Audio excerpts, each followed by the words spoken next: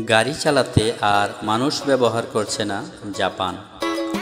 তথ্য প্রযুক্তিতে এগিয়ে থাকা দেশ জাপান। প্রযুক্তিকে ব্যবহার করে কর্মীর শূন্যতা পূরণের নানা উদ্যোগ নিয়েছে জাপান। জাপানের মানুষের গড় আয়ও বেশি। দেশের মোট জনসংখ্যার অনেক বড় একটি অংশের বয়স 65 বছর বা তার চেয়েও বেশি, যার ফলে দেশটিতে বিভিন্ন খাতে পর্যাপ্ত কর্মী নেই। জাপানের হানেদা বিশ্বের অন্যতম ব্যস্ততম বিমানবন্দর। উড়োজাহাজ খাতের আধুনিকায়ন উদ্যোগের অংশ হিসেবে কর্তৃপক্ষ জাপানের ব্যস্ততম বিমানবন্দর হানেদায় মালামাল পরিবহনের জন্য পরীক্ষামূলকভাবে ব্যবহার করা হচ্ছে চালকবিহীন টয়োটা গাড়ি। ভালোভাবেই কাজ করে যাচ্ছে চালকবিহীন এই গাড়িটি। এই গাড়িকে বলা হচ্ছে লেভেল 4।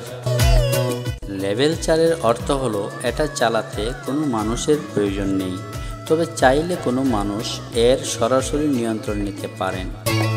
হানেদায় ব্যবহৃত গাড়িটি একবারে 13 টন ওজনের কন্টেনার টেনে নিতে সক্ষম। গাড়িটির নির্মাতা অল নিপ্পন এয়ারওয়েজ ও টয়োটা ইন্ডাস্ট্রিজ।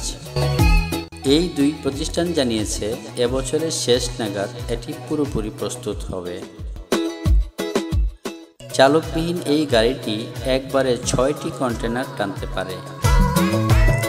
এটি উড়োজাহাজ ও বিমানবন্দর ভবনের মধ্যে প্রায় 2 কিলোমিটার দূরত্ব অনায়াসে যাতায়াত করতে পারে। স্বচালিত গাড়িটি 1 জুলাই থেকে বিমানবন্দরে মালামাল পরিবহনের কাজ করে যাচ্ছে। তবে পর্যটকের সংখ্যা অনেক গুণ বেড়ে যাওয়ায় শ্রমিক নিয়োগে হিমশিম খাচ্ছে জাপান। তাছাড়া দেশটি আরও পর্যটক বাড়ানোর উদ্যোগও হাতে নিয়েছে।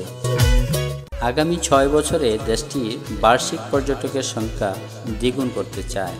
পর্যটকের সংখ্যার সঙ্গে তাল মিলিয়ে শ্রমিক নিয়োগ দিতে না পারায় বিমানবন্দর কর্তৃপক্ষ চালকবিহীন গাড়ি ব্যবহারের উদ্যোগ নেয়।